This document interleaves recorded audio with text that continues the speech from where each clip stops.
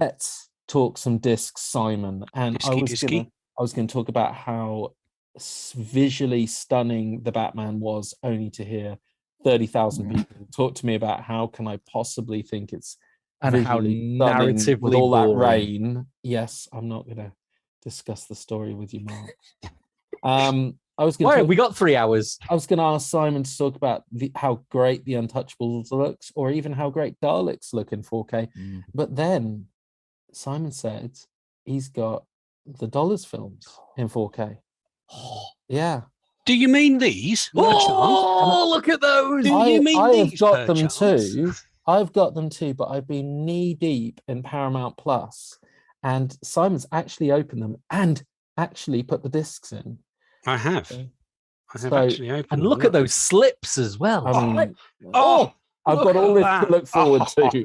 That's a little bit sexual, Simon. Please stop that. Tell us about Dollars in 4K. Dollars in 4K. So here we go. This is an interesting fact. Okay, we can see here. This is on the cover, a fistful of dollars in one of the original posters.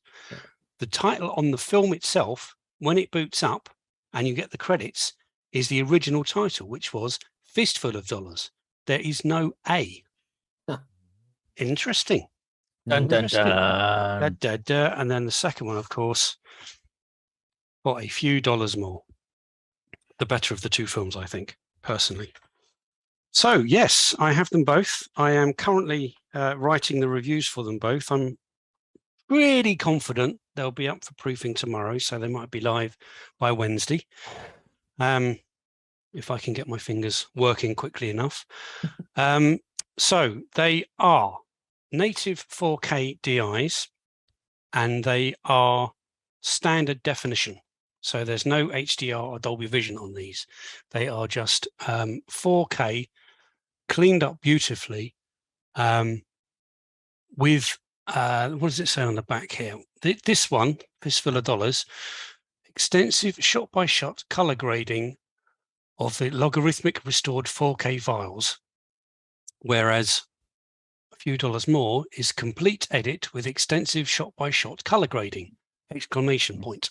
So what did you want me to clarify? Oh, no, you mentioned it was 4K and standard definition, but I think you meant standard dynamic range. Is that right? Standard dynamic range. I beg your pardon. Yes, that's all right. Yes, yeah. Yes. So exactly like The Good, the Bad, and the Ugly then. Exactly the same as that. Yes. They've got hold of the raw 4K files, and they've cleaned them up to make them a prettier presentation.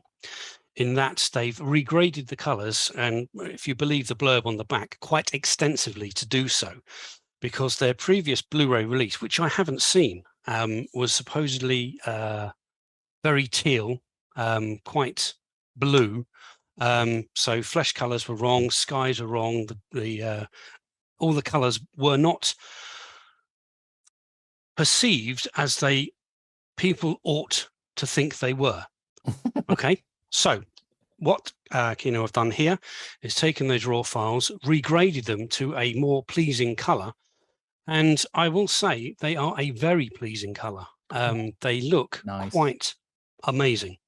The detail is obviously 4K, and it is stunning, absolutely pinpoint perfect all the way through. You can see all the creases and the lines, and if they could get right close to my beard, as or on Clint Eastwood's craggy face. Wonderful stuff. The Andalusian landscape is never looked so good. I've been to where they filmed this stuff on Jollity trips years ago, and it looks exactly the same. So that greenish yellowish tint that the ground has is real. So you can't blame the photograph for that. It does actually look that color. So that was quite good. Now, what I've written in the review and what I'll say now is these films aren't perfect, okay? And they're never going to be perfect. These films were made in 1965 in Italy on a very cheap budget, right? So fairly cheap film stock. And it's a photochemical process, of course. So they try to match everything up, and when they show it in cinemas, it looked fine at the time. But the modern eye, those of us or those people who are wanting to see a pristine picture, color graded all throughout, everything looks pristine, everything looks amazing, like your Disney Marvel films. It's never ever going to look like that, and rightly so. It should never look like that. It's grainy. The detail is fantastic. The colors are good, but there are inconsistencies throughout, and it should be. If I talk about 4K 77, which we've mentioned several times in this podcast, you see the Disney Blu-ray or the Disney 4K of Star Wars. It's dark, it looks great, it's clean, it's bright, everything matches, it's fantastic. Yeah, you can't really fault it. You see 4K 77 and you see how it was supposed to be. Okay, there are inconsistencies throughout. Between reels, colors don't quite match up. Between scenes, particularly in Tatooine, scenes don't match up. It's really grainy. It looks like it used to. It looks like film, and it looks fantastic. And these things here and here, these look fantastic because they replicate the film as it was supposed to be back in 1965. Or thereabouts. 67, I think, was released in US, a bit later over here.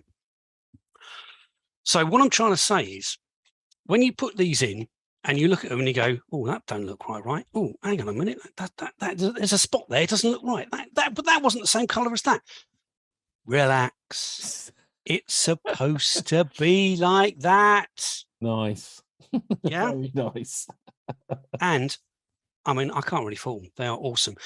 Whether or not you should put HDR on these, I don't know. Would it improve it in any way? I'm not sure it would, actually. I'm not sure it would. Maybe make it look a bit more teal.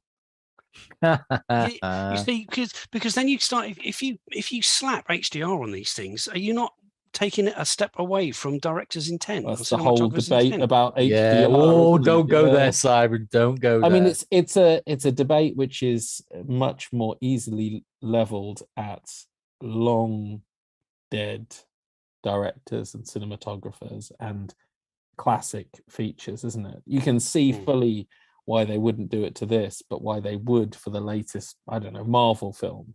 For the latest whatever, because they just get the director to approve the HDR and go, oh yeah, I do want it to pop like that.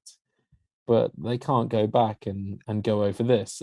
And so I think there is a strong argument for keeping it faithful. It sounds like they've done just that. I mean, the thing is, though, we just don't know these days, though, do we?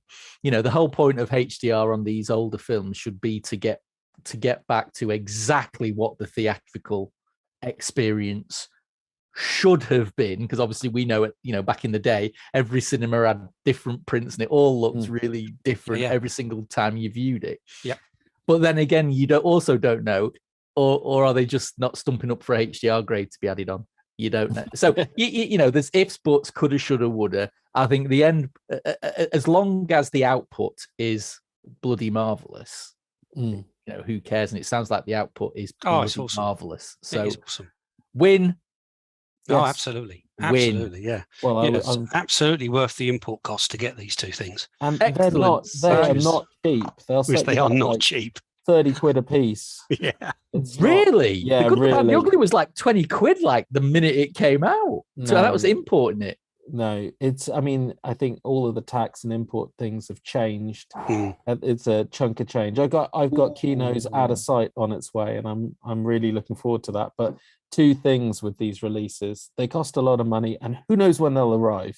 Yeah, and who knows if they've cocked it up? We all know what Kino are like. Yeah, true. So I mean, yeah, you buy it on pre-order, and then it will turn up at some point in the next 3 to 6 months. If you're lucky, give me 30 quid is basically the deal. Yeah. But that's okay. I mean, it's very nice, and it's very nice you've got them, and I'm looking forward to spinning them both. I mean, I love Good, the Bad, and the Ugly. Yeah. And I can fully see why they didn't HDR it, and it'll match the other two. Good, the Bad, and the Ugly will match up nicely with the other two. So yeah, thank you.